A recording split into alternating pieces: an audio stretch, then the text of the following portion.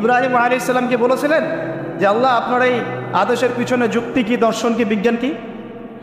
বলেন তো দেখি। ইব্রাহিম আলাইহিস সালাম কি আঙ্গুল তুলেছিলেন আল্লাহ পাকের আদেশের উপরে? না। এটা হলো মুসলিম।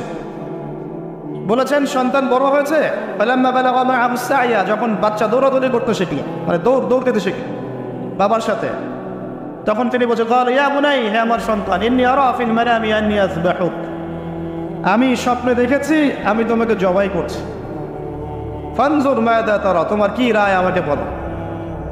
সন্তান ইসমাঈল বলছেন ইয়া বাতি, হে আমার বাবা, ইফআল মা তুমার, আপনাকে যে আদেশ করা হয়েছে আপনি তাই করুন। সুবহান সাতাজিদুনি ইনশাআল্লাহু মিনাস সাবিরিন, ইনশাআল্লাহ আপনি আমাকে ধৈর্যশীল পাবেন। এই যে বাবা ছেলে, এটা হলো মুসলিম, এটা হলো ইসলাম।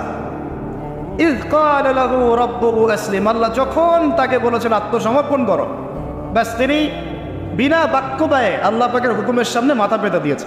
এর নাম হলো কি? এখন বলেন এই মানদণ্ডে আমরা কতজন মুসলিম আছি এখন? নামাজের বৈজ্ঞানিক ব্যাখ্যা খোঁজে মানুষ এখন, রোজার বৈজ্ঞানিক ব্যাখ্যা খোঁজে, যাকাতের অর্থনৈতিক ব্যাখ্যা খুঁজি। ব্যাখ্যা তো আছে না নাই? এই ব্যাখ্যা আমার না জানলেও চলবে। ব্যাখ্যা আছে, ব্যাখ্যা মিলতে পারে, আবার আমার মানে সংকীর্ণ বুদ্ধিতে নাও আসতে পারে। তো আল্লাহ পাক হুকুম করেছেন, ব্যাস যথেষ্ট আমার জন্য। আল্লাহ পাক হুকুম করেছেন তাওহীদ শিখতে হবে, শিখবো। আল্লাহ হুকুম করেছেন 5 ওয়াক্ত সালাত পড়তে হবে। আল্লাহ পাক হুকুম করেছেন যদি আমাদের নেশাব পরিমাণ সম্পদ হয় যাকাত দিতে হবে, বাস দিতে হবে। আল্লাহ পাক মা বোনদেরকে হুকুম করেছেন বালেগা হয়ে গেলে কি করবে? বালেগা হওয়ার আগেও পর্দা করার সিস্টেম আছে, মানে চর্চা করতে হবে। মা বোনদেরকে পর্দা করতে বলেছেন, ব্যাস পর্দা করতে হবে। আল্লাহ পাক বলেছেন সামর্থ্য হয়ে গেলে হজ করো, আল্লাহ পাক আমাকে আপনাদের সবাইকে হজ করার তৌফিক দান করো, হজ করবে। আল্লাহ পাক বলেছেন যেখানে জুলুম হচ্ছে একে প্রতিহত করো, করতে হবে। প্রতিহত করার অর্থ এই নয়। প্রতিহত করার অর্থ কি? প্রতিহত করার কয়েকটা অর্থ থাকে। সামর্থ্য থাকলে হাত দিয়ে, সামর্থ্য থাকলে কি দিয়ে? আপনার কি সে সামর্থ্য আছে? ব্যাস নাই। যদি না পারো ফাবি কে লিসানিহি, ফাবি লিসানিহি, জবান দিয়ে কথা বলেন। আপনার কথা বলার স্বাধীনতা নাই? আছে তো? সত্যি আছে? মাশাআল্লাহ। আচ্ছা, তাহলে জবান দিয়ে বলবেন। তাহলে কি বলবেন? জবান দিয়ে বলবেন, যতদূর পারেন বলবেন। আর ওয়াইল্লাম ইয়াস্তাতি, যদি এটাও করতে না পারেন তাহলে ফাবি কলবিহি, অন্তর থেকে ঘৃণা করো। ঘৃণা কি আছে? এটা হলো ইমানের সবচেয়ে নিচু অংশ, এরপরে ইমানের কোনো অংশ নাই। মানে অন্যায়, অবিচার, জুলুম, পাপাচার দেখেও যাদের মনের মধ্যে ঘৃণাও আসছে না, আমরা আর মুমিন নাই। সত্যি কথায় এটাই সত্য কথা, আমরা মানি আর না মানি। আল্লাহ পাকের শাস্তি আসার আগেই তওবা করে ফিরে আসা উচিত। আল্লাহ পাক তৌফিক দান করো।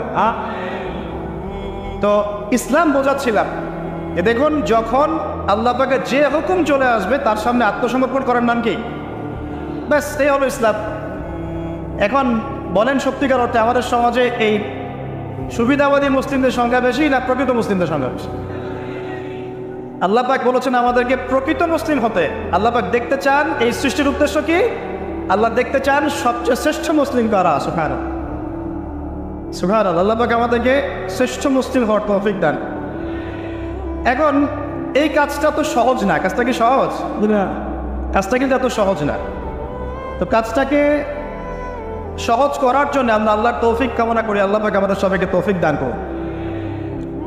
সর্বপ্রথম আল্লাহ পাক আমাদেরকে দান করুন আল্লাহ পাকের রহমত। আল্লাহ পাক আমাদেরকে দান করুন আল্লাহ পাকের মারেফত, আল্লাহ পাকের দ্বীনের বুঝ, নেক হায়াতের মধ্যে বরকত এবং সঠিক বেঠিক ভালো মন্দ বোঝার ক্ষমতা এবং হক চিনে গেলে তার উপর অটল থাকার তৌফিক। আল্লাহ পাক আমাদের সবাইকে এগুলো দান করুন। এখন আজকের যে কথাটা বলতে চাচ্ছি, যে আমরা যদি আমাদের জীবনটা কাজে লাগিয়ে আল্লাহ পাকের রেজামতি হাসিল করতে চাই, সমকালীন ফিতনাময় প্রেক্ষাপটটা আরও কঠিন বেশি। আগের প্রেক্ষাপটটা যতটা কঠিন ছিল, আস্তে আস্তে প্রেক্ষাপট কি হচ্ছে? আরও কঠিন হচ্ছে। যেমন পুরো বিশ্বের ক্ষমতা একসময় মুসলিমদের হাতে ছিল, এখন আছে কি? পুরো বিশ্বের অর্থনৈতিক চালিকা শক্তি একসময় মুসলিমদের হাতে ছিল, এখন কি আছে? পুরো বিশ্বের আপনার বিজ্ঞান প্রযুক্তি বলেন, সামরিক বিষয়গুলো বলেন, সেনাবাহিনী বলেন, হ্যাঁ, রাষ্ট্রীয় কাঠামো বলেন, খেলাফা বলেন, যত বড় বড় কথা শব্দগুলো, এগুলো একসময় মুসলিমদের হাতে ছিল। কাদের হাতে ছিল? এখন কি পুরো বিশ্বের কন্ট্রোল মুসলিমদের হাতে আছে? পুরো বিশ্বের অর্থনৈতিক কন্ট্রোল আছে? পুরো বিশ্বের পলিটিক্যাল কন্ট্রোল না? পুরো বিশ্বের এই যে বড় বড় অস্ত্রশস্ত্রগুলো মুসলিমদের হাতে আছে? মিডিয়াগুলা, প্রযুক্তি? তো এখন প্রেক্ষাপট তাহলে আরও বেশি জটিল। তার উপরে আবার সামাজিক ফিতনা আছে, বেপর্দার ফিতনা আছে, সমকামিতা আছে, পর্নোগ্রাফি আছে, জুয়া আছে, কিশোর গ্যাং আছে, মাদকাসক্তের সয়লাভ আছে, বেপর্দা নারীদের সয়লাভ আছে, আছে না? মিডিয়ার প্রোপাগান্ডা আছে, জুলুম আছে, কত কি আছে। এই সব কিছু মিলায় এই যুগে তো চলা আরও কঠিন কিনা? এই যুগে চ্যালেঞ্জটা আরও কঠিন কিনা? এজন্যই এরকম একটা যুগের কথা বলে নবী সাল্লাল্লাহু আলাইহি ওয়াসাল্লাম সুসংবাদ দিয়েছেন আমাদের। কি সুসংবাদ? নবীজি বলছেন, ইন্না মিন ওয়ারাআকুম জামানা সাবরিন, বলেন সাল্লাল্লাহু আলাইহি ওয়াসাল্লাম, তোমাদের সামনে একটা কঠিন সময় আসছে, কঠিন সময়। উদাহরণ দিতে গিয়ে নবীজি বলছেন সময়টা এমন কঠিন যে হাতের মধ্যে আগুন ধরাটা যতটা কঠিন, হাতে ঈমান ধরে রাখা অত কঠিন হবে। আগুন ধরা কঠিন না সহজ? আগুন ধরা কঠিন না সহজ? নিঃসন্দেহে কঠিন। তাহলে ঈমান ধরে রাখাটাও হবে ওই রকম কঠিন। তার মানে বুঝতে পারছি এখন আমরা যারা ঈমান নিয়ে চলাফেরা করার দাবি করছি কিন্তু ওই রকম হিট ফিল করছি না, তাহলে ঈমানেও সমস্যা নাকি? আচ্ছা, নবীজি বলছে সুসংবাদ হচ্ছে ওই জামানাতে যদি তোমরা আমার সুন্নতের উপরে অটল থাকতে পারো, ভালো করে শোনেন দিদি ভাইরা, ওই রকম ফিতনাময় পরিবেশে কঠিন জামানায় যদি তোমরা আমার সুন্নত, আমার আদর্শের উপরে অটল থাকতে পারো, আল্লাহ পাক তোমাদেরকে 50 জন শহীদ সাহাবীর নেকি দিবে। চান তাহলে আমাদের তো পথ পেয়ে গেলাম। আমরা কি এই সমাজ থেকে এখন পালিয়ে যাবো? যে এখানে থেকেই পরিবর্তনের চেষ্টা করবো, কোনটা?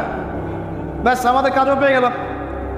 এখন এই পুরো কাজ নিজে আমল করা, দিন শেখা, পরিবার, সমাজ, দিনের দাওয়াত, এই সব কিছুকে একসাথে রেখে, সামনে রেখে মোটামুটিভাবে 5টা কাজ আমাদেরকে করতে হবে। রাজি আছেন ইনশাআল্লাহ? কয়টা কাজ করবো ভাই? আসলে বললে অনেক বলা যায়, কিন্তু এতগুলো আপনি মনে রাখতে পারবেন না। আর আমি একটা জিনিস আপনাদেরকে বলে দেই যে একদিনের ওয়াজ মাহফিল দিয়ে দিন কায়েম হবে না। কথা বুঝতে পারছেন? এই যে ওয়াজ হলো, আয়োজন হলো, আপনারা আসলেন, লেকচার শুনলেন, আমি আসলাম 8 ঘন্টা জার্নি করে, আবার 8 ঘন্টা জার্নি করে গেলাম, 1-1.5 ঘন্টা আলোচনা করলাম, এটাই সব কিছু না। এখানে আপনাদের নিবেদিত প্রাণ কিছু ভাই তৈরি করতে হবে, যারা এখানে দিনের মেহনত করবেন, দাওয়াতের মেহনত করবেন, শিক্ষা প্রতিষ্ঠান করে তুলবেন, একটা কমিউনিটি করে তুলবেন, এক কথা একটা ইসলামী কমিউনিটি করে তুলবেন। এটা না হওয়া পর্যন্ত একদিনের মাহফিল দিয়ে কিচ্ছু হবে না। তারপরে কি একদিনের মাহফিল করতে চান না দিনের দাওয়াতের কাজ সারা জীবন করতে চান? কোনটা? আল্লাহ কবুল করুন না। এই জন্যই বলেছি এবার আরও অনেক কথাই বলেছি, সামনে আরও শুনবেন ইনশাআল্লাহ, যে এই রাতের বেলা এই যে সারা রাত জেগে জেগে ওয়াজ করা, 11টা 12টা 1টা, হ্যাঁ, এই সুন্নতটা চেঞ্জ করতে হবে। এই সুন্নতটা কি করতে হবে? চেঞ্জ করতে হবে। সর্বোচ্চ রাত 10টা যথেষ্ট। কারণ হচ্ছে এখান থেকে যদি বাসায় যাই, রাস্তায় তো আমার 4-5-6 ঘন্টা চলে যাবে, রাতের ঘুম নাই। এভাবে যদি দিনের পর দিন কেউ রাতে না ঘুমায়, শরীর ভালো থাকবে? ওই রকম সতেজ মাথা নিয়ে কি দিনের কাজ করতে পারবো? আর আপনারা রাত জেগে জেগে ওয়াজ শুনলেন, ফজরের নামাজ নাই, লাভ হলো? এজন্যে এবার অনেক মাহফিল আমি নিজেও ক্যান্সেল করে দিয়েছি। ভাই মাহফিল আমি এভাবে করতে পারবো না, আল্লাহর রাস্তায় মাপ চাই। যদি বাদ জহর বা বাদ আসর বলেন যেতে পারবেন, তাহলে বাসায় গিয়ে রাত্রেবেলা এশার নামাজ পড়ে ঘুমানো যাবে, ফজরের পর থেকে পড়াশোনা করা যাবে। মানে সুন্নতের খেলাফ কোনো কাজ করে কিন্তু দিন কায়েম হবে না ইনশাআল্লাহ। আমি আশা করি অন্যান্য ওলামায়ে কেরামরা এগুলো নিয়ে কথা বলবেন এবং আমাদের এই যে চলমান একটা রাত জাগার একটা মানে খারাপ অভ্যাস, এটাকে দূর করতে হবে। এই জন্য 11টা ঠিক আছে, 11টা টাইম পারফেক্ট। তা আমরা ওই 5টা বিষয় শিখবো ইনশাআল্লাহ। তার আগে বলছিলাম একদিনের ওয়াজ দিয়ে কিছু হবে না, আপনাদের মধ্যে কিছু নিবেদিত প্রাণ মানুষ তৈরি করতে হবে। প্রত্যেকটা জায়গায় একটা করে দারুল ইলম মানে জ্ঞানের মার্কাজ দরকার। কিসের দরকার? এখানে মসজিদ, মাদ্রাসা, ঈদগাহ সব মিলে একটা ক্যাম্পাস থাকতে হবে। এখান থেকে দিনই ইলম শেখানো হবে, ছেলে মেয়েদেরকে দিন শিক্ষা দেওয়া হবে, মা বোনদের জন্য দিন শেখার ব্যবস্থা থাকবে, জেনারেল শিক্ষিত ভাইদের জন্য কোর্স থাকবে, দাওয়াতের মেহনত থাকবে। এভাবে যখন একটা কমিউনিটি গড়ে উঠবে তখন বাংলাদেশের মধ্যে আরও আমূল পরিবর্তন আসবে। আল্লাহ পাক আমাদের সবাইকে এই কথাগুলো বোঝার তৌফিক দান। তো কথা বললে ভাই অনেক কথা বলা যায়, মোটা দাগে 5টা আমাদের কর্তব্য এখন আল্লাহ পাক আমাদের সবাইকে করার তৌফিক দান করুন। এক নাম্বার হচ্ছে দুনিয়ায় সফল হতে, পরকালে আল্লাহ রেজামন্দি হাসিল করতে এবং দ্বীন ইসলামকে আল্লাহর জমিনে বিজয়ী করতে সর্বপ্রথম আমাদের ঐক্যবদ্ধভাবে যে কাজটা করতে হবে সেটা হলো আল্লাহর দ্বীনের জ্ঞান শেখা, আল্লাহর দ্বীনের ইলম অর্জন করা। একদম মুখস্থ করে নেন আজকের লেকচার। কি অর্জন করা? ইলম অর্জন করা, দ্বীনি ইলম অর্জন করা। আপনি দুনিয়াবি ইলমে ডক্টর, ইঞ্জিনিয়ার, পাইলট, ব্যারিস্টার, জজ যাই হন, দ্বীনি ইলম অর্জন করতে। আপনি যেই হন না কেন, যে কেউ হন না কেন, দ্বীনি ইলম আপনাকে অর্জন করতে। কতটুকু অর্জন করতে হবে? কতটুকু? যতটুকু অর্জন করলে আমি শিরক চিনতে পারি, তাওহীদ চিনতে পারি, আমি সুন্নত চিনতে পারি, বেদাত চিনতে পারি, আমি হালাল চিনতে পারি, হারাম চিনতে পারি, আমি হক চিনতে পারি, বাতিল চিনতে পারি, আমি ঈমান ভঙ্গের কারণ জানতে পারি, আমি ওযু, গোসল, নামাজ, একামত, কালিমা, আমাদের এই যে বুনিয়াদী শিক্ষা, দ্বীন ইসলামের বুনিয়াদী শিক্ষা আমাদের অর্জন করতেই হবে। রাজি আছেন ইনশাআল্লাহ? বাংলাদেশের বহু মানুষ নামাজ ঠিক মতো পড়তে জানে না, বহু মানুষ ওযু করতে জানে না, বহু মানুষ ইস্তেনজাও করতে জানে না, আর বহু মানুষ কোরআন তেলাওয়াতও করতে জানে না। কোরআন তেলাওয়াত বিশুদ্ধ করে না শিখলে আপনি আযান দিতে পারবেন না, একামত দিতে পারবেন না। আপনি নামাজে দাঁড়িয়ে আল্লাহু আকবার বলে সানা পড়তে, সূরা ফাতিহা পড়তে, আরেকটা সূরা মেলাতে, রুকুর তাসবিহ, সিজদার তাসবিহ, তাশাহুদ, দুরুদ, মাসুরা এগুলো শুদ্ধ করে পড়তে পারবেন। আর শুদ্ধ করে যদি না পড়েন অর্থ বিকৃত হয়ে যাবে প্রচুর। মানে আমরা তো নামাজকে কি যে বানিয়ে ফেলেছি, আল্লাহ মাফ করুন, সুবহানাল্লাহ। মানে নতুন নতুন কত শব্দ বের করে ফেলেছি নামাজের মধ্যে। একটু অর্থের পার্থক্যের কারণে ঈমান কুফরের মতো অবস্থা চলে আসতে পারে। বিশুদ্ধ করে তাজবিদ সহকারে কোরআন তেলাওয়াত করা শিখতে হবে। প্রথমে আপনি মাদ্রাসায় যেতে হলে যাবেন, মক্তবে যেতে হলে যাবেন, প্রয়োজনে টিচারকে বাসায় নিয়ে এসে যদি পড়তে পারেন পড়েন, যেভাবে হোক আপনাকে কোরআন তেলাওয়াত শিখতেই হবে। আল্লাহ পাক তৌফিক দান করুন। আমরা নামাজের মধ্যে বলছি আলহামদুলিল্লাহ, আলহামদুলিল্লাহ রাব্বিল আলামিন। কি এটা? এটা কি পড়লেন? মন্ত্র? আলহামদুলিল্লাহ রাব্বিল আলামিন এটা কি? আলহামদুলিল্লাহ। এই যে আলহামদু শব্দটা সঠিক করে উচ্চারণ করতে পারছেন অনেক। আলহামদু মানে সমস্ত প্রশংসা আল্লাহর জন্য। আলহামদুলিল্লাহ সমস্ত প্রশংসা। আলহামদুলিল্লাহ কি? আলহামদুলিল্লাহ মানে সমস্ত নিন্দা আল্লাহর জন্য। নাউযুবিল্লাহ। আমার কথা কি বিশ্বাস করছেন না? ওলামায়ে কেরামকে জিজ্ঞাসা করে, কুল হু আল্লাহু আহাদ এটা কি? কুল হু আল্লাহু আহাদ মানে কি? তো কুল মানে খাও, কুল মানে কে? কুল হু আল্লাহু আহাদ, বলুন তিনি আল্লাহ। শব্দের অর্থ আছে তো? এখানে পেশাব করিবেন না, করিলে এত টাকা জরিমানা।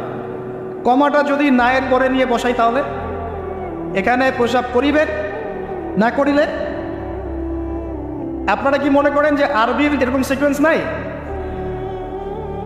বলছে কুলহু সূরা, সূরাটার নাম কি? কুলহু। কুলহু বলে কোনো শব্দ আছে? কুল একটা শব্দ, হুয়া আলাদা শব্দ। কুল হুয়া আল্লাহু আহাদ, কুল হুয়াল্লাহু আহাদ। এই তো আমরা কত ভুল করি পদে পদে। সামি আল্লাহু লিমান হামিদা আছে না? সামি আল্লাহ, আল্লাহ তার কথা শোনেন। লিমান হামিদা, যে তার প্রশংসা করে, মানে যে আল্লাহর প্রশংসা করে আল্লাহ তার কথা শোনেন। এন্ড আমরা শব্দ বানিয়েছি সামি আল্লাহ লিমান হামিদা। তো লিমান হামিদা কি শব্দ? লিমান হামিদা বলে কোনো শব্দ আছে? সামি আল্লাহু লিমান হামিদা, সামি আল্লাহু লিমান হামিদা। তো এই যে পদে, আমি বলতে গেলে নামাজ দিয়ে রাত পার হয়ে যাবে। পদে পদে পদে পদে আল্লাহু আকবার শব্দটা আল্লাহু আকবার, আল্লাহু আকবার বানিয়ে দেয়। আকবার, আকবার মানে কি? অনেকের আজান শুনে মনে হয় যে গিয়ে একটা পিডন লাগাই দিয়ে, একামত শুনলে মনে হয় যে একটা পিডন লাগাই দিয়ে। কাতকা মাতিসালা, কাতকা মাতিসালা, এটা আবার কি? এগুলো কি? মানে এই যে এগুলো কেন হচ্ছে জানেন? একটাই কারণে, কারণ বিশুদ্ধ করে আমরা কোরআনুল কারীম তেলাওয়াত করা শিখছি না। তো দিন কায়েম করবে, দাওয়াতের কাজ, মেহনত, জিহাদ, ইকামতে দিন, কত বড় বড় কথা।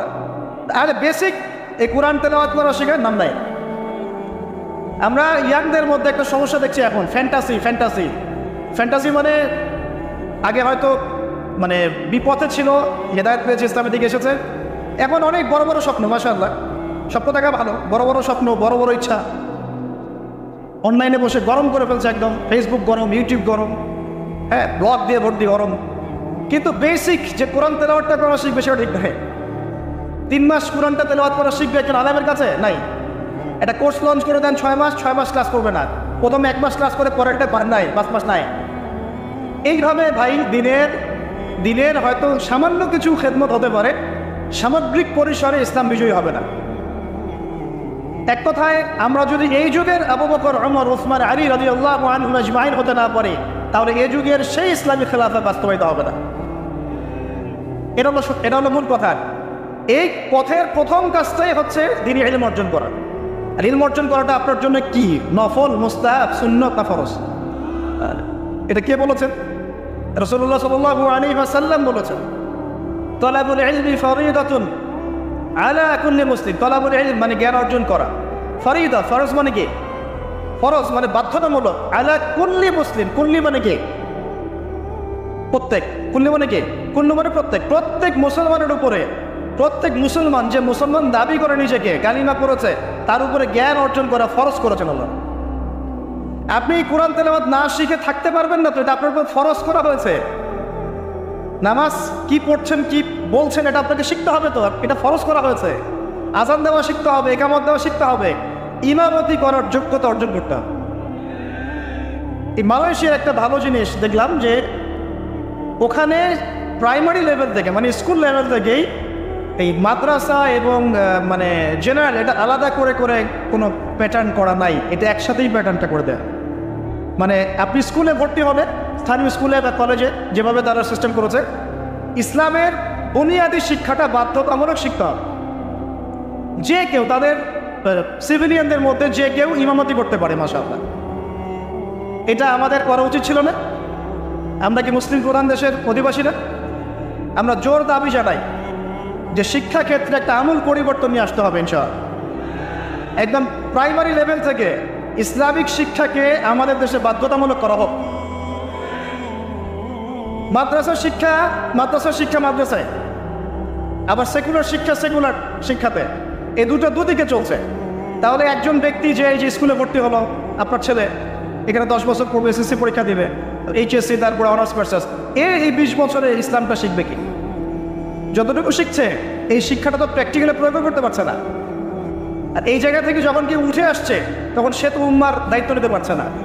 তাহলে ব্যাপারটা কি এমন যে আমরা এদিকে শুধু দুনিয়ার চর্চা করব, আর মাদ্রাসা লাইনে যারা পড়ে তারা দিনের চর্চা করবে? দিন চর্চা করার, দিন পালন করার, প্রচার প্রসারের আমাদের কোনো অধিকার নাই? তাহলে এই শিক্ষাটা অর্জন করলে কি আমরা কি সবাই কি খারাপ হয়ে যাব? আমরা যদি ইসলামিক শিক্ষা শুরু থেকে দেওয়ার চেষ্টা করি বাচ্চাদেরকে, প্রাইমারি লেভেল থেকে, আমাদের বাচ্চারা কি নষ্ট হয়ে যাবে? এই জিনিসটা আল্লাহ পাক আমাদের সমস্ত ঊর্ধ্বতন কর্তৃপক্ষদেরকে বোঝার তৌফিক দান। আল্লাহ পাক আমাদের ঊর্ধ্বতন কর্তৃপক্ষদেরকে এই বিষয়টা বোঝার তৌফিক দান যে ইসলামী শিক্ষায় কল্যাণ ছাড়া অকল্যাণ কিছু নাই।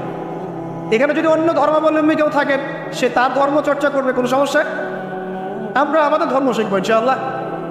তো এই জিনিসটা আমাদের বুনিয়াদী শিক্ষা। এখন যদি আপনি না পারেন, এখন আপনার কাছে ওই পাওয়ার নাই, ক্ষমতা নাই, ইমপ্লিমেন্টের সুযোগ নাই, তাহলে কি করবেন? তাহলে এখন যে আপনি 20 বছর পড়াশোনা করে ফেলেছেন জেনারেল লাইনে, এখন কি করবেন?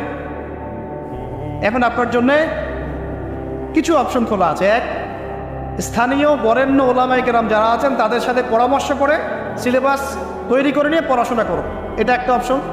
2, আপনারা কিছু দিনই ভাই ব্যাচ করে ওলামায়ে কেরামের কাছে গিয়ে একটা করে কিতাব শেষ করেন। 2, 3, অনলাইনে কিছু কোর্সেস চলছে, এই কোর্সেসগুলো করতে পারেন, কাজে দিতে পারে। তবে অনলাইনে কোর্স অফলাইনের মতো হয় না। অফলাইনে ওস্তাদের সামনে বসে যে পড়াশোনা, এটা অনলাইনে পাবেন না, ঠিক আছে? অথবা আপনার যদি সুযোগ থাকে তাহলে প্যাটার্ন চেঞ্জ করে এই প্যাটার্নে যেতে হবে। এগুলো ছাড়া তো আপনার সামনে কোনো অপশন খোলা নাই। যে আমরা যদি মাদ্রাসাগুলোতে এবং আমাদের শিক্ষা প্রতিষ্ঠানগুলোতে জেনারেলদের জন্য আরবির কোর্স আর মাদ্রাসা শিক্ষার্থীদের জন্য জেনারেল কোর্স রাখি, তাহলে উভয়ে শিক্ষিত হতে পারবে। চা মনে করেন এই ভাই মাদ্রাসায় পড়েছেন, মাশাআল্লাহ তিনি মাদ্রাসার সব জ্ঞানই রাখেন আলহামদুলিল্লাহ, কিন্তু সায়েন্স তো শিখতে পারেন নাই, নামাজ শিখতে পারেন নাই, ওযু শিখতে পারেন নাই। এখন এই ভাইকে কি করবেন?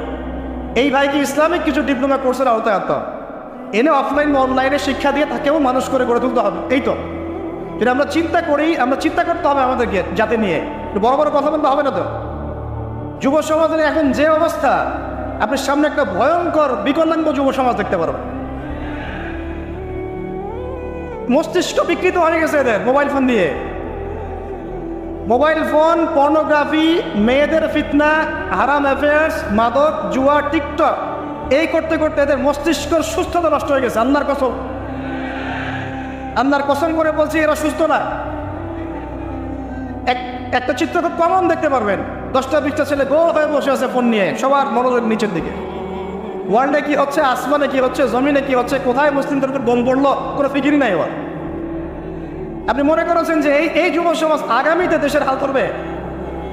আমি অলফ করে বলতে পারি কোনোদিন দেশের উপকার করতে পারবো। আপনি নষ্ট করে ফেলছেন যুব সমাজকে, নষ্ট করে ফেলছেন। এদেরকে সুস্থতার দিকে নিয়ে আসতে হলে ইসলামিক শিক্ষার কোনো বিকল্প নাই, নামাজের কোনো বিকল্প নাই। এদেরকে সামাজিক কাজে লাগিয়ে দিতে হবে, সোশ্যাল কাজে, সামাজিক উন্নয়নমূলক কাজে, এই যে মানবতার সেবামূলক কাজে, প্র্যাকটিক্যাল কিছু কাজে। কিছু বানাও, কিছু করো, সায়েন্স নিয়ে ঘাটাঘাটি করো, কিছু প্রযুক্তি উদ্ভাবন করো, তোমরা কিছু করো। দেখেন আমরা যত কিছু ব্যবহার করি সব কিছু কিন্তু ইহুদি খ্রিস্টানদের। এই যে আমি যে মাইকে কথা বলছি, এই মাইকে ইসলামের বড় বড় কথা বলছি, এই মাইকটাও দেখা যাবে যে মুসলমান তৈরি করে নেয়। তাহলে এটা কি কাম্য ছিল? আর এই বিশ্বের যত শিক্ষার বুনিয়াদ, এই বুনিয়াদের শিক্ষা দিয়েছে মুসলিমরা। বিশ্বাস না করলে খালি আপনি 1200 বছর ইতিহাসটা পড়ে দেখেন। ইবনে সিনার নাম শুনেছেন? চিকিৎসা বিজ্ঞান দাঁড়িয়ে আছে ইবনে সিনার উপরে, নাম শুনে নেই? জাবর ইবনে হাইয়ানের নাম শুনেছেন? এই কেমিস্ট্রি না থাকলে আপনি ওষুধ তৈরি করতে পারবেন না। কেমিস্ট্রি না থাকলে কি পারবেন না? মেডিসিন তৈরি করতে পারবেন না। এটা দাঁড়িয়ে আছে কেমিস্ট্রি জাবর ইবনে হাইয়ানের উপরে, যে কি ইউরোপে বলে গ্যাবর ইবনে হাইয়ান। এরকম নাম প্রচুর আছে। আপনি এই যে ম্যাথামেটিক্সের কথা বলেন, জ্যোতির্বিদ্যার কথা বলেন, তারপরে প্রাণীবিদ্যার কথা বলেন, এই রক্ত সংবহন যন্ত্রের কথা বলেন, এক একটা সাবজেক্ট ধরে ধরে দেখেন, সবগুলোর গোড়ার মধ্যে আমাদের মুসলিম মনীষীদের অবদান আছে। এমনকি এই যে পুরো বিশ্বের যে দর্শনগুলো চলছে, যত দর্শন, ফিলোসফিক্যাল থটস, আমরা ফিলোসফি পড়েছি, এই ফিলোসফিগুলোর গোড়ায় গিয়ে আপনি দেখবেন সব মুসলিম দার্শনিকের নাম লেখা আছে। আমরা ইমাম গাজালির নাম জানি না, ইবনে রুশদের নাম জানি না। হ্যাঁ, আমরা অনেক কিছু জানি না। আসলে আমরা শেকড় ভুলে গেছি। বিশ্বাস করেন, আমরা এই যে প্রযুক্তি, মোবাইল ফোন, টিকটক, মেয়েদের পিছনে ঘুরতে ঘুরতে, অ্যাফেয়ার, বাইক চালানো, আমরা আমাদের জীবনের লক্ষ্যই ভুলে গেছি। আল্লাহ পাক আমাদের যুব সমাজকে তাদের জীবনের লক্ষ্য বোঝার তৌফিক দান করুন। ভাই, আল্লাহ পাক আপনাকে এমনি এমনি সৃষ্টি করেন নাই, আমাকে এমনি এমনি সৃষ্টি করেন নাই। আল্লাহ পাক চান আমাদের কাছে আমরা যেন তার দ্বীনের জ্ঞান অর্জন করি এবং এই জ্ঞান অনুযায়ী আমল করি। এই আমলটা সমাজে ছড়িয়ে দেই, ইসলামের দাওয়াতের মেহনত ছড়িয়ে দেই, যাতে একটা সময় হলেও যেন আল্লাহর জমিন, আল্লাহর দিন জ্ঞান। এটা আল্লাহ পাক চান আমাদের কাছে। আল্লাহ পাক আমাদেরকে এই জন্য সৃষ্টি করেন নাই যে একটা মেয়ের জন্য আত্মহত্যা করে ফেলবে। একটা মোবাইল ফোন একটা মেয়েকে কিনে দিয়েছেন, তার জীবন নষ্ট করে ফেলছে। যে বাবারা মেয়েদেরকে ফোন কিনে দিয়েছে, জীবন নষ্ট করে ফেলছে, এবং তার মাধ্যমে আরো 10টা ছেলেরও জীবন নষ্ট করছে। আর সত্যি কথা বলছি, এখন আমরা তো ঢাকা শহরে, মানে এখানে ছেলেদের চেয়ে মেয়েরা বেশি পথ। হ্যাঁ, খুব ভালো লাগে ওদের। কি ভালো লাগে? একটা ছেলের সাথে বাইকে করে ঘুরবে, টাকা খসাবে, এখানে ওখানে ডেট করবে, এগুলোতে খুব মজা পায়। এগুলোর জন্য কি তাকে সৃষ্টি করা হয়েছে? আপনি বলেন, এই মেয়েদেরকে আপনি যখন ঘরে নিয়ে আসবেন, আমি নারী বিদ্বেষী কথা বলছি না, নারীদেরকে আমরা অনেক অনেক সম্মান করি, অনেক শ্রদ্ধা করি। আর আমাকে জন্ম দিয়েছেন একজন নারী, আমাকে দিনের পথে চলতে আত্মবিশ্বাস যোগায় পিছন থেকে, ঘরের নারী যোগায় কি না? আমার নিজের কন্যা সন্তান আছে, আমরা মেয়ের বাবা। কিন্তু এখন যে টিকটক জেনারেশন মেয়েদেরকে আপনি তৈরি করছেন, ফোন হাতে তুলে দিয়ে, ডেটিং করছে, বাইকের পিছনে ছেলের সাথে ঘুরছে, এখানে ওখানে ফ্রি ওপেন সেক্স করছে, কোনোদিন ধর্ষণের শিকার হচ্ছে। এই মেয়েদেরকে ঘরে নিয়ে আসার পরে এদের গর্ভ থেকে কি আপনি ইসমাইলের মতো সন্তান পাবেন? এদের সাথে তোমরাও দেখা যায় যে অনেক সময় প্রেম করতে ভালো লাগে, এই মেয়েদেরকে কেউ বিয়ে করবে না। এ ধরনের নারীদের সাথে মানুষ প্রেম করতে মজা পায়, কেউ সম্মান করে বিয়ে করতে চায় না। করলেও দেখবেন 2-1 বছরের মধ্যেই নাই সেই সম্ভব। সমস্যা হচ্ছে গোড়ায় আমরা আমাদের যুবক যুবতী, আমাদের ছেলে মেয়েদেরকে দিনই বুনিয়াদি ইসলামী শিক্ষা দিচ্ছি না। এটা শিক্ষা দেওয়ার দায়িত্ব প্রত্যেক পিতার, প্রত্যেক মাতার। সে মাদ্রাসায় পড়ুক আর জেনারেল লাইনেই পড়ুক, আপনাকে শিক্ষা নিশ্চিত করতে হবে। কীভাবে করবেন এই হেডেক এখন আপনার, আমার আর হেডেক নাই, আমি দিয়ে দিলাম হেডেক আপনাকে। এই হেডেকটা আমার মাথায় ছিল, আপনাকে দিয়ে দিলাম, আপনি চিন্তা করেন কীভাবে করবেন। আপনি পারলে অফলাইনে করেন, না হলে অনলাইনে করেন। অনলাইনে আচ্ছা আলোচনা চলে আসছে, একটা কথা বলে দিই, অনলাইনে অনেক রকম কোর্সেস চলছে। তবে আমি নিয়াত করেছি ইনশাআল্লাহ, আমি আরও কয়েকজন ওলামায়ে কেরামদের সাথে পরামর্শ করেছি, এমনি এখনও করে যাচ্ছি। কমপক্ষে বরেণ্য 8 থেকে 10 জন স্কলার বা আলেমদেরকে নিয়ে অনলাইনে ইনশাআল্লাহ আমরা একটা মাদ্রাসা খুলবো ইনশাআল্লাহ। এটা অফলাইন না, অনলাইন মাদ্রাসা। আমি নাম দিয়েছি তাহা জিন্নুরাইন ইসলামিক অনলাইন মাদ্রাসা। আমি দোয়া করি আল্লাহর কাছে, আল্লাহ পাক যেন এই মাদ্রাসাকে কবুল করেন। এর ওসিলা করে আল্লাহ পাক লক্ষ লক্ষ কোটি কোটি যুবককে দিনের জ্ঞান শেখার তৌফিক দান করেন, যুবতীদেরকে দান করেন, আমাদের ছোট ছোট সোনামণিদেরকে দান করেন। যারা অফলাইনে দিন শিখতে পারছে না, আল্লাহ যেন অনলাইনে শেখার তৌফিক দান। তো এখানে বেশ কয়েকটা লেভেলে বেশ কয়েকটা কোর্স লঞ্চ করা হবে ইনশাআল্লাহ। যেমন বাচ্চাদের জন্য বুনিয়াদি নুরানি কোর্স। আপনার বাচ্চা আছে ছোট, 4 বছর 5 বছর বয়স, ভর্তি করায় দিলেন, নুরানি কোর্স করবে, কোরআন তেলাওয়াত করা শিখবে। এরপরে একটা হিপসের কোর্স, আপনি অনলাইনেই হিপস করবেন। যাদের বয়স 10 বছর হয়ে গেছে, 12 বছর 15 বছর, অনলাইন হিপস করবেন। আপনি চলে আপনার বয়স যদি 30-40 হয় আপনিও করতে পারবেন, বা আপনার ব্যাচটা আলাদা হবে। এরপরে হচ্ছে আমাদের জেনারেল ভাইদের জন্য, জেনারেল শিক্ষিত তিনি ভাইদের জন্য ইসলামিক ডিপ্লোমা কোর্স। এটা কেমন? এখানে 4-5টা লেভেল থাকবে। লেভেল 1 মনে করেন এখানে আপনার বুনিয়াদি জিনিস, আপনার আকীদা, আপনার কোরআন তেলাওয়াতের জ্ঞান, আপনার দৈনন্দিন জিকির আজকার, নামাজ, আপনার হাদিসের মধ্যে ফয়জুল কালামের মতো বই, ঠিক আছে, ইসলামের ইতিহাস, তারপরে ফিকহের মধ্যে ফিকহুল মুয়াসসার, এই ধরনের বই। মানে প্রাথমিক বুনিয়াদি যে জ্ঞানটুকু মাদ্রাসা দেওয়া হয় এটা ইনশাআল্লাহ শিখবেন। এটা শেষ করার পরে যাবেন লেভেল 2। লেভেল 2তে গিয়ে আরও হাই ক্লাস কিছু বই পাবেন, ওখানে আরও কিছু সাবজেক্ট অ্যাড হবে, ইসলামিক পরিবার, ইসলামিক অর্থনীতি, ঠিক আছে, ইসলামিক জিওপলিটিক্স, স্ক্যাটোলজি, এরকম কিছু সাবজেক্ট আসবে ইনশাআল্লাহ। এটা দিয়ে আবার কপি করে সবাই বানানো শুরু করে দিয়েন না, আমি তো বলে দিচ্ছি। আর বানালে আলহামদুলিল্লাহ কোনো সমস্যা নাই, এটাও দিনের খেদমত হবে ইনশাআল্লাহ। একজনকে দেখে যদি আরও 10 জন শেখে সমস্যা, কোনো সমস্যা। এভাবে লেভেল 3তে গিয়ে আপনি মাদ্রাসায় যেগুলো নাহু, হেদায়েতুন নাহু, হেদায়াত কুদুরি, এই ধরনের বইগুলো পড়ানো হয়, এগুলো শিখবেন ইনশাআল্লাহ। শেষ লেভেলে গিয়ে আপনি জালালাইনের মতো তাফসীর শিখবেন ইনশাআল্লাহ। মানে একজন মৌলানা সাহেব বলতে বোঝাচ্ছি, আমি তো আপনাকে ফকিহ বা মুফতি বা মুহাদ্দিস এরকম লেভেলের কথা বলছি। একজন আলেম, একজন জাননেওয়ালা, বুঝওয়ালা মানুষ যতটুকু দিনের জ্ঞান অর্জন করেন ইনশাআল্লাহ, এই জ্ঞানটুকু আপনি লেভেল 1, 2, 3, 4, 5 এভাবে আপনি অর্জন করবেন ইনশাআল্লাহ। এভাবে যদি আমরা পুরো বাংলা ভাষাভাষীদের মধ্যে পুরো ওয়ার্ল্ড ওয়াইড এটাকে ছড়াতে পারি ইনশাআল্লাহ, আগামী 5 বছরের মধ্যে আমরা আশাবাদী কমপক্ষে 1 লক্ষ মানুষ তো দিন শিখবেন ইনশাআল্লাহ। আল্লাহ পাক আমাদেরকে তৌফিক দান করুন। এবং এগুলো হবে খুব স্বল্প মেয়াদি, 6 মাস, 4 মাস, 6 মাস এরকম কোর্স, যাতে আপনি বিরক্ত না হন। কারণ আমি অভিজ্ঞতা থেকে দেখেছি 1 বছরের কোর্স মানুষ করতে চায়। দিনী বোনদের জন্য কোর্স থাকবে, এবং দিনী বোনদের ক্লাস নেবেন মহিলা টিচাররা ইনশাআল্লাহ। দিনী বোনদের ক্লাস নেবেন মহিলা টিচাররা ইনশাআল্লাহ। যদি কেউ প্যারেন্টিং নিয়ে কোর্স করতে চান, প্যারেন্টিং কোর্স থাকবে, সন্তান প্রতিপালন। যদি কেউ পরিবার নিয়ে কোর্স করতে চান, ফ্যামিলি ডেভেলপমেন্ট কোর্স থাকবে। ইসলামিক ইকোনমিক্স নিয়ে কোর্স করতে চান, ইসলামিক ইকোনমিক্সের কোর্স থাকবে। ইসলামিক ফাইন্যান্স শিখতে চান, সেটা থাকবে ইনশাআল্লাহ। এক একটা ডিপার্টমেন্টে এক একটা কোর্স নিয়ে আমরা এই মাদ্রাসা লঞ্চ করবো ইনশাআল্লাহ। আল্লাহ পাক এটাকে কবুল করুন, আমিন। এবং এর পাশাপাশি এই সিলেবাসগুলো আমি নিয়াত করেছি উন্মুক্ত করে দিব। যে কোনো প্রতিষ্ঠান, দিনী প্রতিষ্ঠান, সেটা হোক ইসলামিক স্কুল বা ইসলামিক কলেজ বা মাদ্রাসা, তারা যদি এই কোর্সগুলো করতে চায়, করাতে চায়, সিলেবাস নিয়ে তারা লঞ্চ করতে চায়, ইনশাআল্লাহ তাদের জন্য উন্মুক্ত করে দেওয়া হবে যাতে করে সারা দেশের বিভিন্ন জায়গায় কোর্সগুলো ছড়িয়ে পড়ে। আমি জ্ঞানতাত্ত্বিক কথা এই জন্য বললাম বেশি করে, প্রথম ফরজ আপনার উপরে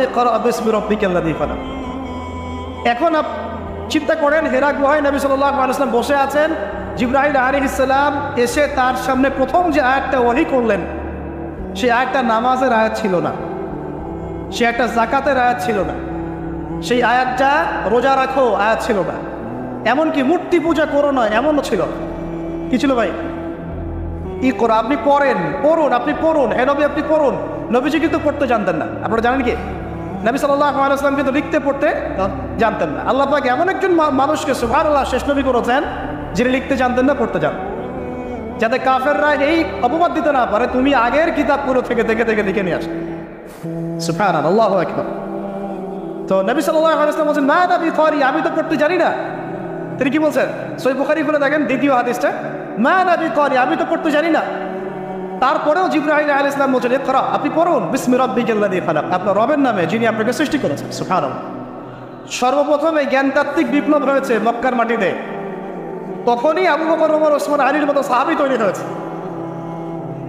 জ্ঞান ছাড়া শুধু বড় বড় কথা দিয়ে আর জ্ঞানহীন আমল দিয়েও কোনো কাজ নাই। জ্ঞানহীন আমল দিয়ে কিন্তু খুব একটা কাজ হয় না। আপনি হয়তো মনে করছেন যে আমি ইমাম সাহেবকে জিজ্ঞাসা করে নেবো, ব্যাস হয়ে গেল। কিন্তু জ্ঞান অর্জন করে আমল করার যে স্বাদ আর জ্ঞানহীন আমলের স্বাদ কখনো এক না। শুধু একটা হাদিস শুনে যান যে মেসওয়াক করি আমরা, যে দাঁত ব্রাশ করি, মেসওয়াক করি, যে ব্যক্তি মেসওয়াক করে এটা আল্লাহর কাছে অনেক বেশি পছন্দের। আল্লাহ পাক ভালোবাসেন মেসওয়াক করনেওয়ালাকে। এটা যখন আপনি জানলেন, এরপর যখন আপনি ব্রাশ করতে যাবেন, মেসওয়াক করতে যাবেন, আমলের স্বাদ পাবেন না? অজু করলে গোনাগুলো ঝরে যায়, কারণ আপনি জানলেন যে অজু করলে আমার অঙ্গ দিয়ে গোনা ঝরে যাচ্ছে, এটা ফিল করে অজু করলে স্বাদ পাবেন। নামাজে দাঁড়িয়েছেন, নামাজের প্রত্যেকটা শব্দ যদি আস্তে আস্তে পড়েন, ধীরে ধীরে অর্থগুলো বোঝার চেষ্টা করেন, নামাজের স্বাদ পাবেন। শুধু হাতটা তুলে শেষ রাতে আল্লাহকে বললেন যে আল্লাহুম্মা আতিনা ফিদ দুনিয়া হাসানা ওয়া ফিল আখিরাতি হাসানা ওয়া কিনা আযাবান নার। আল্লাহ আমাদেরকে দুনিয়াতে আপনি কল্যাণ দেন এবং পরকালেও কল্যাণ দেন। আল্লাহ আমাদেরকে জাহান্নামের আগুন থেকে বাঁচান। এই যে ফিলিংস, এটা আপনি না বুঝে পড়লে পাবেন। না বুঝে পড়লে একটা চর্চা, প্র্যাকটিস হয়, কিন্তু রুহানিয়াত আসেন। তো প্রিয় দিনী ভাইরা, এই জন্য শিক্ষা, জ্ঞান, দিনী ইলম অর্জন সবার আগে। আল্লাহ পাক আমাদের সবাইকে দিনী ইলম অর্জনের তৌফিক দান করুন। অনলাইন মাদ্রাসা খুললে ভর্তি হবেন তো ইনশাআল্লাহ? আচ্ছা, আরও বড় বড় চমক আসবে ইনশাআল্লাহ। এমন কিছু স্কলারের চেহারাও ইনশাআল্লাহ দেখবেন যাদের ওয়াজ শোনার জন্য আপনি লক্ষ টাকা দিয়ে ভাড়া করে হেলিকপ্টারে নিয়ে আসেন ইনশাআল্লাহ। আল্লাহ পাক আমাদের দিনী খেদমতগুলো কবুল করে নেবেন। 1 নম্বর আলোচনা শেষ। 2 নম্বর আলোচনা করলে একদিন শেষ হয়ে যাবে রাত। শিখলাম কি? দিনী ইলম অর্জন করতেই হবে। এটা নফল মুস্তাহাব কিছু নয়। এটা কি? যেভাবে পারেন সেভাবে করবেন। রাজি আছেন ইনশাআল্লাহ? তো নিয়াত করতে পারি যে আগামী 1 বছরের মধ্যে, 1 বছর সময় দিলাম, আগামী 1 বছরের মধ্যে আমরা কোরআন বিশুদ্ধ করে তেলাওয়াত করা শিখব ইনশাআল্লাহ। শুধু তাই না, যারা কোরআন তেলাওয়াত করতে জানে, 1 বছরের মধ্যে কোরআনের শুরু থেকে শেষ পর্যন্ত, আলিফ লাম মিম থেকে মিনাল জিন্নাতি ওয়ান নাস পর্যন্ত অন্তত একবার পুরো খতম দেবো ইনশাআল্লাহ। আর যারা আরও ভালো পড়তে পারি, দ্রুত পড়তে পারি বা হাফেজে পড়ে আছি, 1 বছরের মধ্যে আলিফ লাম মিম থেকে মিনাল জিন্নাতি ওয়ান নাস অন্তত একবার যে কোনো একটা তাফসীর বা অনুবাদ করে দেখবো ইনশাআল্লাহ। পারা যাবে ইনশাআল্লাহ? একটা তাফসীর বাসায় কিনবেন, মাস্ট বি। যারা বিগিনার, মানে নতুন শিখছেন, নতুন পড়া শিখছেন, তারা কিনবেন মারিফুল কোরআন। কি কিনবেন? এগুলো কিন্তু ভাই ওয়াজ না, এটা আপনার সাজেশন। ওয়াজ করলে সুর করে অনেক ওয়াজ করা যায় কি না? এই কথাগুলো আপনার জীবনে কাজে দেবে ইনশাআল্লাহ, সারা জীবন কাজে দেবে ইনশাআল্লাহ। যারা বিগিনার, মানে আপনি শুরু করেছেন প্রথম, বড় বড় বই আগে ধরতে যাবেন না, আগে মানে নিচু লেভেলের বইগুলো, নিচু লেভেলের মধ্যে সহজ বইগুলো আগে পড়বেন। প্রথম পড়বেন তাফসীর পড়তে গেলে মারিফুল কোরআন। যারা বিগিনার, যারা অনেক পড়াশোনা করছেন, চর্চা করছেন, ভালো কোন তাফসীর বলবো ফিক্স করতে পারছেন না, 2টো তাফসীর বলুন। এক হচ্ছে তাফসীর ইবনে কাসির, এটা পড়তে পারেন, হাদিস দিয়ে করা আছে তাফসীরটা। অথবা আমার সবচেয়ে ফেভারিট তাফসীর, সেটা হলো তাফসীরে জালালাইন। তাফসীরে এটা রহমতের বৃষ্টি, চিন্তা করেন না। কিসের বৃষ্টি? বদরের যুদ্ধের আগের রাত্রে বৃষ্টি হয়েছে। বদরের যুদ্ধের আগের রাত্রে কি হয়েছে? ওই বৃষ্টির সম্পর্কে আল্লাহ পাক বলেছেন এটা হলো রহমতের বৃষ্টি, যাতে তোমাদের কলব শক্ত হয়। আর আমাদের হাতে এখন 15-20 মিনিট সময় আছে, আমরা গুটিয়ে নিব। তো তাফসীর কোনটা পড়বেন বিজ্ঞানাররা? তাফসীরে মাআরিফুল কোরআন, ঠিক আছে, বাংলা অনুবাদ আছে। আর যারা একটু স্টাডি করেন বেশি, তারা পড়বেন ইবনে কাসির এবং জালালাইন। জালালাইনটা সবচেয়ে মজা পাবেন, স্বাদ পাবেন, অনেক কিছু আছে এর মধ্যে। জালালাইনের মধ্যে এত এত রস আছে, এত নূর আছে, মারিফত আছে, যেটা আমি অন্য অন্য তাফসীরে পাই না। আল্লাহ পাক লেখককে জান্নাতুল ফেরদাউস দান করুন। দুজন সংকলন করেছেন। তো এরপরে আমরা ইলম অর্জনের পরে দ্বিতীয় যে কাজটা করা দরকার পুরো গ্লোবাল প্রেক্ষাপটে এবং উম্মার জন্য ব্যক্তিগত পর্যায়ে সব ক্ষেত্রে দিনের স্বার্থে, সেটা হলো ইলম অনুযায়ী আমল করতে হবে। ইলম অনুযায়ী আমল শুরু হবে ভাই আগামীকাল থেকে না, আজকে রাত থেকে ইনশাল্লাহ। আগামীকাল থেকে আমল না, এখন থেকে আজকে রাত থেকে আমল ইনশাল্লাহ। এই রাতের আমল কি? ঘুমানোর সময় ঘুমানোর সুন্নত, সূরা মুলক তেলাওয়াত করবেন, আয়াতুল কুরসি পড়বেন, সূরা ফাতিহা, ফালাক, নাস, ইখলাস, পারলে সূরা ওয়াকিয়া ইত্যাদি পড়ে নিজেকে দম করে নেবেন, ব্যাস, তারপরে ঘুমিয়ে যাবেন। ঘুমানোর সময় আল্লাহুম্মা বিইসমিকা আমুতু ওয়া আহইয়া, এই সময় দোয়া কবুল হবে। বৃষ্টির সময় কি হয়? আচ্ছা, আমরা মাঝখানে দোয়া করে নেই, বৃষ্টি যদি শেষ হয়ে যায় আবার আমরা দোয়া করে আল্লাহ পাক আমাদের সবাইকে দিনই ইলম অর্জনের তৌফিক দান করুন। আমাদের সবাইকে আল্লাহ পাক দিনই ইলম অনুযায়ী বেশি বেশি আমল করার তৌফিক দান করুন। আল্লাহ পাক বক্তা শ্রোতা সবাইকে, কাজ করে আমাদের যুব সমাজকে আল্লাহ পাক লম্বা নেক হায়াত দারাজ করুন। আল্লাহ পাক আমাদের সবাইকে আদর্শ পরিবার করে দিন। আমাদের সন্তানদেরকে আল্লাহ পাক মানুষ করার তৌফিক দান করুন।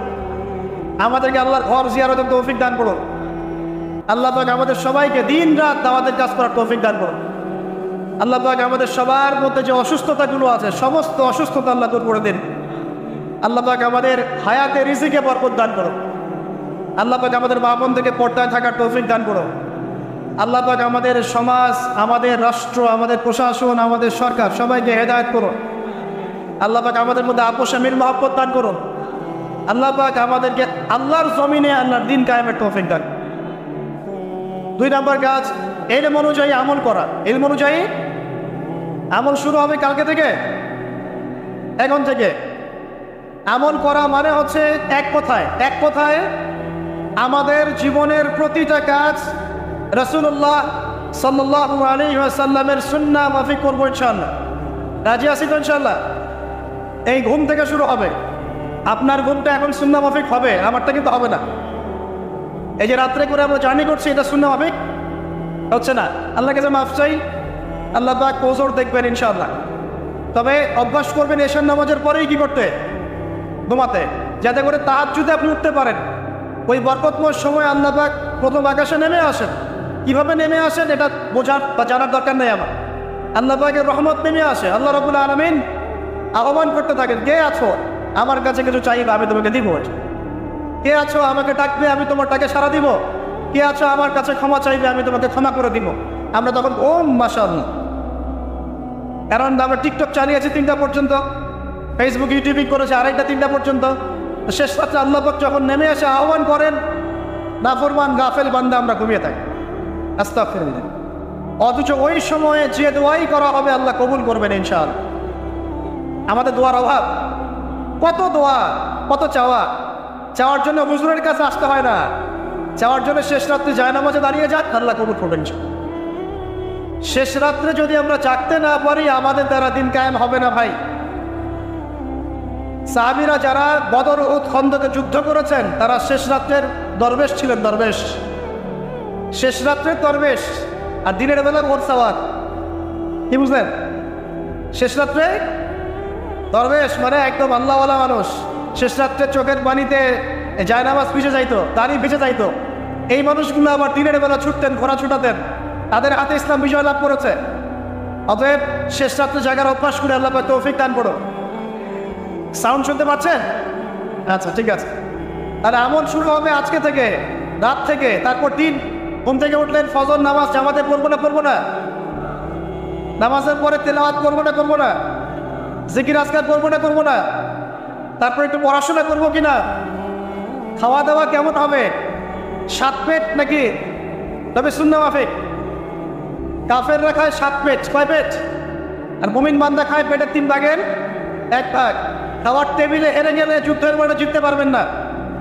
খাওয়ার টেবিলে হেরে গেলে যুদ্ধের মাঠে জিততে পারবেন না। যুদ্ধ মানে আদর্শিক যুদ্ধের কথা বলছে, ইলেকশনের যুদ্ধের কথা বলছে না। ঠিক আছে, আল্লাহ মাফ করো। তো এই সিজনগুলো আসলে অনেক ভাই মারা যায় কিনা? আল্লাহ পাক আমাদেরকে আপোষের এই ফিতনা থেকে হেফাজত করুন। সব পশ্চিমা ষড়যন্ত্র, এগুলো কি সব কি বলেন? পশ্চিমা ষড়যন্ত্র। ভয়ে ভয়ে মারামারি লাগিয়ে দিয়ে নাগে তেল দিয়ে ঘুমায় ওরা। ভয়ে ভয়ে মারামারি লাগিয়ে দিয়েছে, ভাই ভাই, মুসলিম ভাই ভাই, ওরা এখন মারামারি কর, আমরা নাকে তেল দিয়ে ঘুমাই। এই হলো অবস্থা। আর আমরা বুঝতেও পারছি না যে আমরা ওদের ষড়যন্ত্রের মধ্যে পড়ে গেছি। আল্লাহ আমাদেরকে মাফ করুন।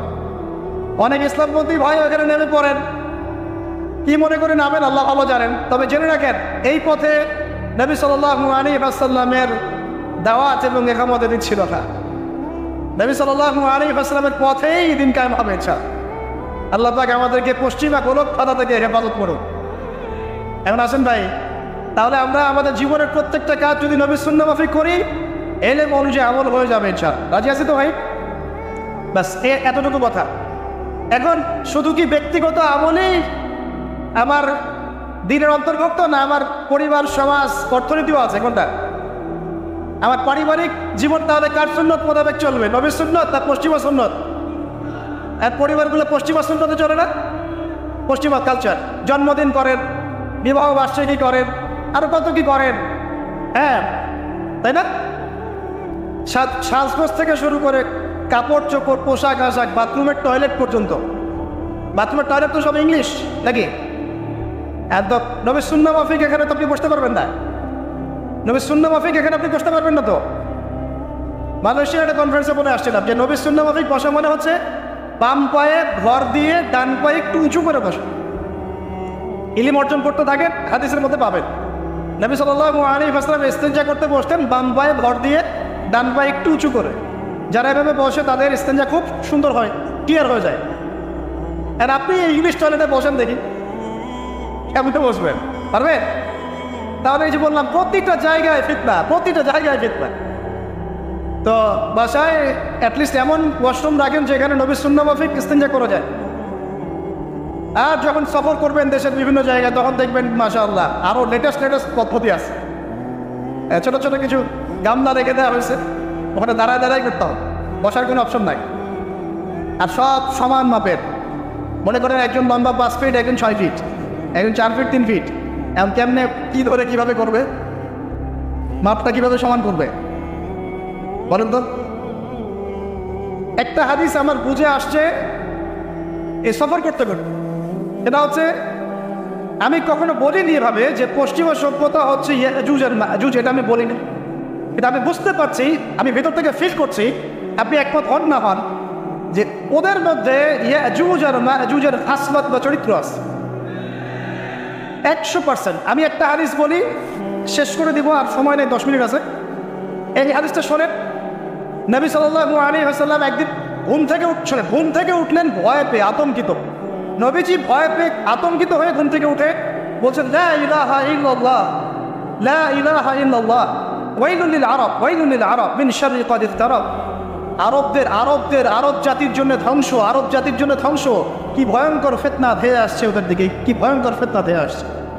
এবং তিনি হাতের ইশারা করে দেখালেন এইভাবে যে আজকে, নবীজি বলছেন 1400 বছর আগের কথা, 1445 বছর আগের কথা, 1445 বছর আগে নবীজি বলেছেন, আজকে ওই সময়, আজকে ইয়াজুজ আর মাজুজের যে দেয়ালের কথা মনে আছে?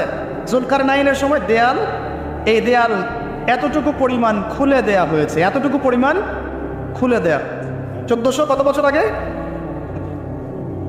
তখন তার স্ত্রী বলছেন, আনুহলিকু ওয়াফিনা সালিহিন, আনুহলিকু ওয়াফিনা সালিহিন ইয়া রাসূলুল্লাহ।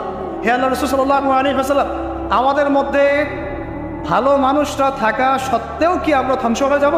আপনি যে বলছেন ওয়াইলুল লিল আরব, আরবদের জন্য ধ্বংস, নবীজি বলছেন নাম হ্যাঁ, নাম হ্যাঁ, ধ্বংস হয়ে যাবে।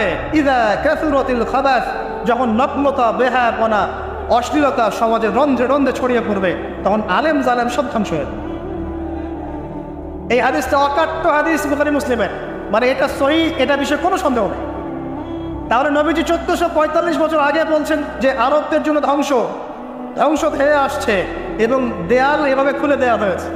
আর দেয়াল ইয়াজুজ আর মাজুজ, আর ইয়াজুজ আর মাজুজের সাথে আরবদের ধ্বংসকে সম্পর্কিত করা হলো না?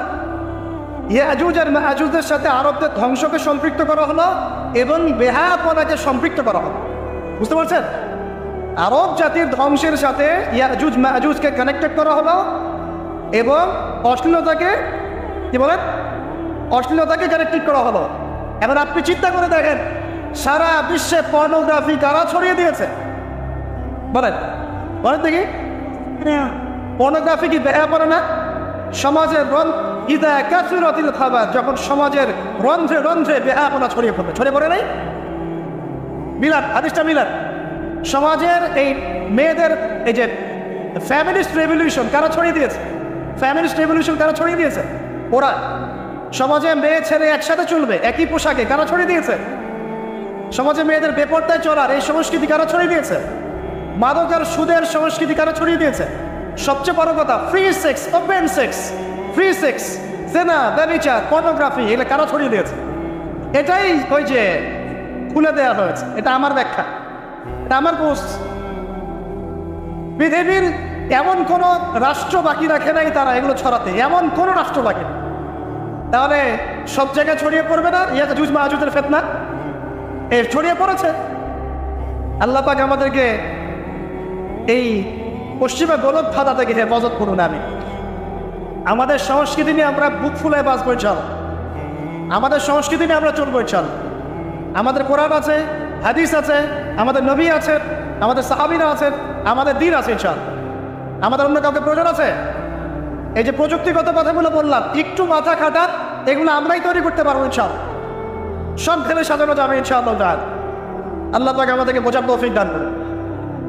তাহলে 1 নম্বর কি বলেছিলাম ভাই? ইলম অর্জন। 2 নম্বর ইলম অনুযায়ী আমল। আর এই আমলটা কি শুধু ব্যক্তি জীবনে না জীবনের সব ক্ষেত্রে? আল্লাহ কবুল করুন। 3 নম্বর নিজের পরিবারের যত্ন নিন। নিজের ইলম অর্জন করেছেন, আমল করছেন, এখন অনেক বড় বড় কথা অনেকে বলবে, আগে পরিবার ঠিক করেন। আগে কি করবেন? ব্যাস, পরিবার বলতে আপনার স্ত্রী সন্তান। কারণ বাবা মাকে দাওয়াত দেওয়া যাবে, বাবা মাকে গালমন্দ করা যাবে না, বকাঝকা করা যাবে না। বাবা নামাজ পড়েন, আপনি কি মার দিতে পারবেন? মা নামাজ পড়েন, আপনি কি মার দিতে পারবেন? পারবেন।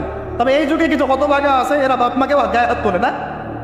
এই যুগে এমন কিছু হতভাগা ছেলে মেয়ে জন্ম হয়েছে, আল্লাহ মাফ করুন, এরা পিতামাতার সাথেও কি জঘন্য আচরণ করে। পিতামাতার দোয়া নেবেন, যাদের সাথে পিতামাতার দোয়া থাকে জীবনে সফল হবে ইনশাআল্লাহ। যার সাথে পিতামাতার দোয়া নাই, অবস্থা খারাপ। আল্লাহ মাফ করবে আমাদেরকে। এখন পরিবার বলতে আপনার স্ত্রী সন্তান প্রথম প্রায়োরিটি পাবে, আর পিতামাতাকে আপনি দাওয়াত দিবেন, নসিহত করে বোঝানোর চেষ্টা করবেন। আপনার সন্তান যদি 10 বছর বয়সে নামাজ না পড়ে, তখন তাকে আপনি পিটাতে পারবেন, কিন্তু আপনি বাবাকে পারবেন? আর পরিবারের কিছু বিষয় এটা আপনি পাবেন প্যারেন্টিং বইয়ের মধ্যে। আর আল্লামা তাকি উসমানী দামাত বারাকাতুহু শাইখের একটা কিতাব আছে, ইসলাম ও পারিবারিক জীবন। ইসলাম ও পারিবারিক জীবন, এই বইটা পড়লে আপনি অনেক কিছু জানতে পারবেন। আমি ডিটেলস বলে দেওয়ার সময় পাচ্ছি না আজকে। এক কথায় পরিবারের মধ্যে তাওহীদ থাকবে, শিরক থাকবে না, ঠিক আছে? পরিবারের মধ্যে সুন্নতের চর্চা থাকবে, কোনো বেদাত থাকবে না।